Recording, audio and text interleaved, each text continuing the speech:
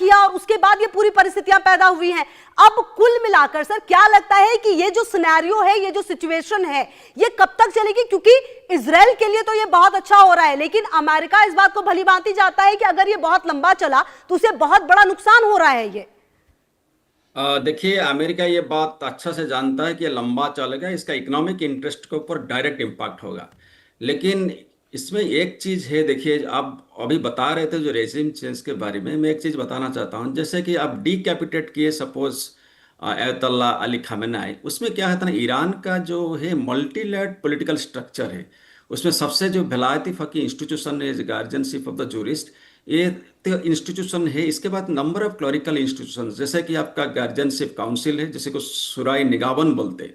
इसके बाद सुरा एक खोबरेगान है, जो इसका एक्चुअली काउंसिल ऑफ एक्सपर्ट्स होते हैं। इसके बाद मसालत निजाम है, ये जो है आपका एक्सपीडियंसी काउंसिल। तो क्लरिकल इंस्टीट्यूशंस जो है इनका काफ़ी फैला हुआ है।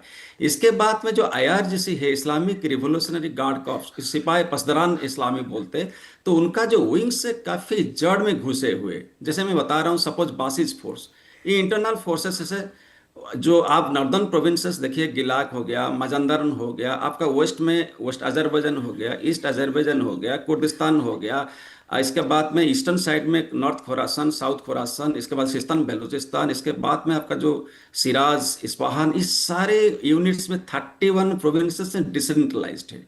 तो इसीलिए ये जो फोर्सेस का जो है, इसके साथ में भी एक इकोनॉमिक स्ट्रक्चर है, बुनियाद बोलते हैं चैरिटेबल ऑर्गेनाइजेशन, जो क्या करता है ना, इनका डिफेक्ट कंट्रोल है पूरा एंटायर ऑयल इकोनॉमी और पोर्ट इंफ्रास्ट्रक्चर के ऊपर। तो कहीं ना कहीं एक डीप स्टेट स्ट्रक्चर जो है बहुत ही स्ट्रांग और मजबूत है, जो फाइट करता है आप अमेरिका के साथ। इसके बाद आपका डेमोक्रेटिक इंस्टीट्यूशन तो है ही, मासूद पेजेक्सियान।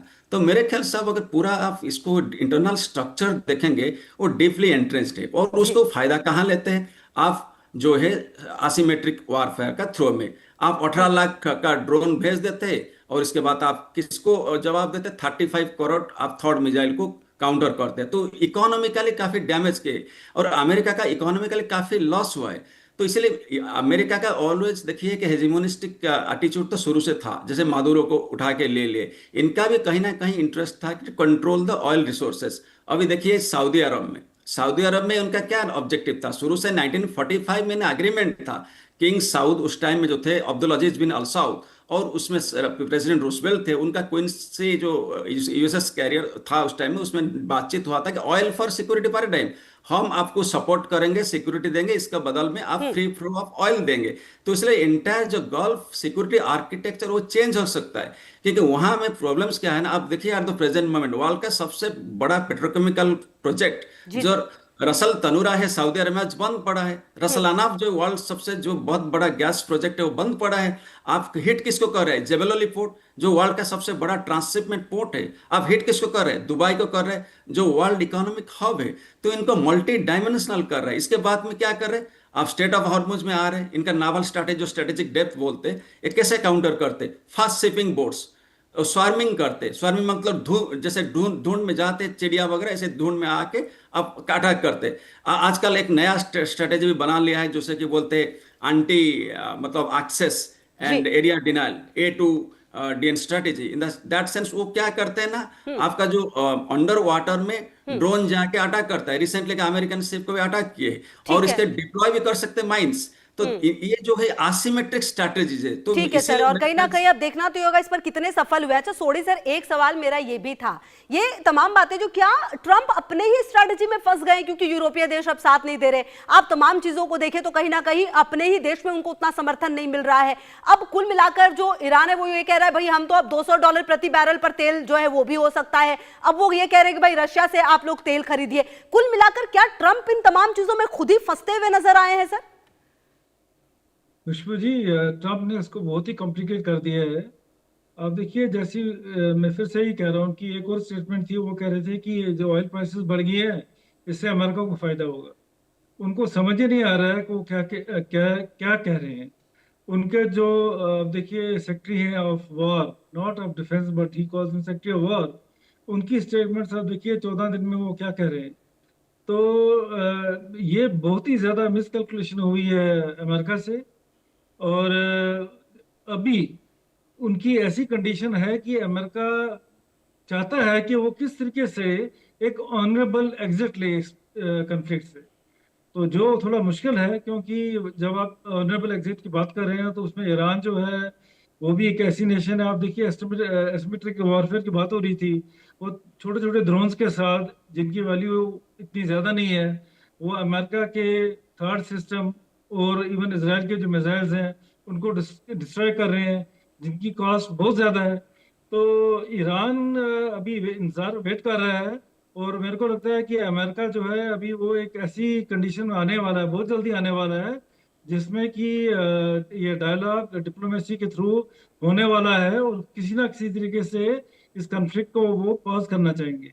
ठीक है सर, मैं आती हूँ आपके पास। आपने बेहद महत्वपूर्ण जानकारी दी है। अच्छा संजीव श्रीवास्तव जी, ये जो पूरा सिनेरियो है, अगर इसको देखा जाए तो अगर इस तरह के युद्ध यूं ही लगातार चलते हैं तो देखिए सर, भले ही ये मिडिल ईस्ट में हो रहा है और कहीं ना कहीं कोई भी देश इसमें, अगर आप ऐसे देखें तो 3 देशों के अलावा सीधे सीधे इन्वॉल्व नहीं है, क्योंकि इजराइल और अमेरिका लड़ाई लड़ रहे हैं, ईरान जो है वो अपना जवाब दे रहा है। लेकिन जाने अनजाने सर, प्रत्यक्ष या अप्रत्यक्ष रूप से तो पूरी दुनिया पर असर पड़ रहा है, और खास करके होर्मुज स्ट्रेट की वजह से तो जो पूरी दुनिया है वो भी प्रभावित हो रही है।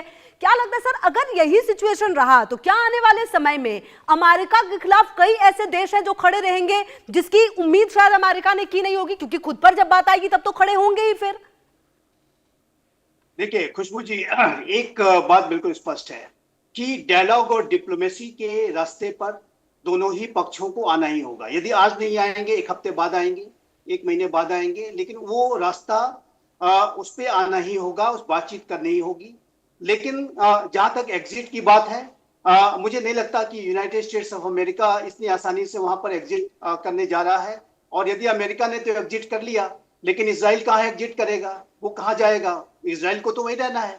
और ये जो पूरी स्थिति है, जाहिर है कि अगर इसी तरीके की रही, इसी तरीके का एडामेंट बिहेवियर अगर इस्लामिक रेजिम का बना रहा, तो फिर ये जो युद्ध है ये चलता रहेगा और उसमें बड़ी क्षति उठानी पड़ेगी। और जैसा कि मिलिट्री माइट के संदर्भ में आप देखिए तो $900 बिलियन से भी ज्यादा का अमेरिका का डिफेंस बजट है। और इजराइल भी जाहिर है कि पूरी तरीके से यूनाइटेड स्टेट्स ऑफ अमेरिका उसे सपोर्ट करता है। डोनाल्ड ट्रंप तो उसे $1.5 ट्रिलियन तक ले जाना चाहते हैं। और अमेरिका की बहुत ही एक विशाल, एक मैसिव, ओवरवेलमिंग मिलिट्री माइट है, उसके सामने ईरान की जो डिग्रेडेड जो अभी मिलिट्री माइट है वो कहीं नहीं ठहरती है। पहले भी तुलना नहीं थी, लेकिन अब तो और भी वो काफी एसेट्स अपने गंवा चुके हैं। और यदि इसी तरीके का एडमेंट रुक रहा तो आगे उन्हें और भी क्षति उठानी पड़ेगी। तो ऐसे में देखिए, ये जो युद्ध है इसकी जेनेसिस को समझते हुए ईरान के इस्लामिक रिजीम को भी चाहिए कि वो अपने अप्रोचेस में बदलाव लाए। चाहे वो इजराइल के प्रति नफरत की जो है की उसकी जो सोच रहती है, और आतंकवाद को जो सपोर्ट करने की उसकी जो पॉलिसी रही है, न्यूक्लियर वेपन्स को एक्वायर करने के जो उसके एम्बिशंस रहे हैं, उसको लेकर के जो इजराइल की आशंकाएं उसको, और अमेरिका की जो आशंकाएं जिस तरीके की है, उनको सारे विषयों को एड्रेस करना होगा और उन्हें नेगोशिएटिंग टेबल पर बातचीत के लिए आना ही होगा। और मेरा ऐसा मानना है कि डायलॉग और डिप्लोमेसी और डी एस्केलेशन ही आगे का रास्ता है। और यदि इस तरीके की विजडम, इस तरीके की बुद्धिमत्ता प्रिवेल करती है, तभी जाकर के वहां शांति स्थापित हो सकती है। लेकिन उसके लिए जाहिर है कि कोई ऐसा नहीं है कि अमेरिका कोई एग्जिट करने जा रहा है या इजराइल कोई एग्जिट करने जा रहा है। अगर ये एडमेंट रुख इस्लामिक रिजीम का रहा तो ये लड़ाई लंबी चलेगी। लेकिन फिर मैं कहूंगा कि डायलॉग और डिप्लोमेसी ही एकमात्र रास्ता है। एक बात अंत में अवश्य कहना चाहता हूं कि देखिए, जहां तक भारत का अप्रोच है, और भारत जाहिर है कि किसी तरीके के ओपन मीडिएशन को नहीं करता है, लेकिन भारत की जो छवि है, भारत का अभी आप देखिए तो हमारे विदेश मंत्री श्री जयशंकर के ईरान के विदेश मंत्री के साथ हाल के दिनों में 4 बार बातचीत हुई है, और जिसको कि हमारे विदेश मंत्रालय की तरफ से बताया भी गया है। और भारत लगातार जाहिर है कि अनेक विषयों को डिस्कस कर रहा है। और उसी तरीके के जो संपर्क हैं हमारी लीडरशिप के वेस्ट एशिया के राष्ट्रों के साथ भी हैं, और सभी वॉरिंग साइट्स के साथ हम संपर्क में भारत की सरकार है। तो ऐसे में यदि चैनल ऑफ कम्युनिकेशन को ओपन कराने के संदर्भ में बैक चैनल के माध्यम से प्रयासों की आवश्यकता हुई, तो उसमें मेरे असेसमेंट के मुताबिक भारत जो है अवश्य मदद कर सकता है। जैसा कि हमने रशिया यूक्रेन युद्ध के संदर्भ में ब्लैक सी ग्रीन डील को कराने के लिए, या जापोरोजिया न्यूक्लियर पावर प्लांट के आसपास की सेलिंग को रुकवाने के लिए जो हमने बैक चैनल से प्रयास किए थे अमेरिका और रशिया के बीच में, उसी तरीके का प्रयास भारत भी कर ठीक सकता है संजीव सर, और मैं इस आती हूँ तरीके की आपके पास। संभावनाएं भी हो और सकती हैं। अच्छा प्रोफेसर पटनायक, मेरा एक सवाल ये भी है कि ट्रंप के पास फिलहाल जो अभी सिचुएशन और जो सिनेरियो, उसमें ऐसा लगता है कि जंग खत्म करने के लिए कोई प्लान उनके पास है नहीं, क्योंकि मुझे सर ऐसा भी लगता है कि शायद उनको कभी ये अंदाजा नहीं रहा होगा कि तेल सप्लाई जो है वो ठप हो जाएगी, क्योंकि पिछले साल जून जुलाई में जब एक अटैक किया गया था इजराइल और अमेरिका की तरफ से, तो जो तेल के दाम है वो थोड़े समय के लिए बढ़े थे लेकिन फिर नीचे आ गए। क्या वैसा ही आकलन इस बार भी इनका था और ये आकलन यहीं पर फेल हो गया, और इसीलिए ये जो पूरी दिशा है वो युद्ध की बिल्कुल डिफरेंट तरफ से मूव करती हुई नजर आ रही है, जो कि ट्रंप ने शायद सोचा नहीं था? देखिए, ट्रम्प सोच रहे थे कि रेजिम चेंज करने के बाद शायद पूरा सिचुएशन चेंज हो जाएगा, हाँ। लेकिन यहाँ थोड़ा चीज अलग है। अब देखिए, मेन ऑब्जेक्टिव इनका क्या था? मेन ऑब्जेक्टिव था कि न्यूक्लियर जो एनरिचमेंट प्रोग्राम को डिसमेंटल करना है, इसके बाद ईरान का जो मिसाइल्स प्रोग्राम है इसको कंटेन करना है, और थर्ड जो है एक्सिस ऑफ रेजिस्टेंस जो ईरान सपोर्ट करे उसको खत्म करना है। लेकिन मेरे ख्याल से अगर आप देखेंगे ट्रम्प का जो ऑब्जेक्टिव्स है, मैक्सिमम एक्चुअली एरियल डैमेज हो चुका है, ईरान का नेवल डैमेज हो चुका है। लेकिन बात है कि जो ईरान जो axis of warfare, guerrilla warfare tactics use कर रहा है, तो इसीलिए ये थोड़ा चैलेंजेबल है। और इसके बाद मैं ये आपको जानकारी देना चाहता हूँ, one of the fellow finalist बता रहे थे, क्योंकि ईरान और इजराइल का जो कन्फ्लिक्ट है ये कंटिन्यू करेगा, क्योंकि ये सिर्फ मेटेरियलिस्टिक फैक्टर नहीं है, रियलिस्ट फैक्टर नहीं है, इसमें कंस्ट्रक्टिविज्म फैक्टर आता है, जिसमें कि आप इडियोलॉजिकल फैक्टर बोल सकते हैं। जी। ईरान और आपका जो ये इजराइल के बीच में एक बहुत ही स्ट्रॉन्ग इडियोलॉजिकल कॉन्फ्लिक्ट क्या है ना, ये शियाइट ईरान है, इस्लामिक स्टेट ऑफ ईरान, ये इनका जो फिलॉसफी है शियाइट इस्लामिक रिवोल्यूशन, ये अंटाई वेस्ट अंटाई इजराइल है। इवन ईरान का जो फिलोसॉफिकल कॉन्स्टिट्यूशन जो बेसिस है वो destruction of the state of ठीक है। जायनिज्म में बिलीव करते हैं। तो ठीक है इसलिए सर, मेरे मेरे पास ख्याल तो से वक्त इतना ही है। बहुत शुक्रिया आप तीनों का मेरे साथ जुड़ने के लिए और इतनी महत्वपूर्ण बातें करने के लिए। बहरहाल देखना यह है कि 14वां दिन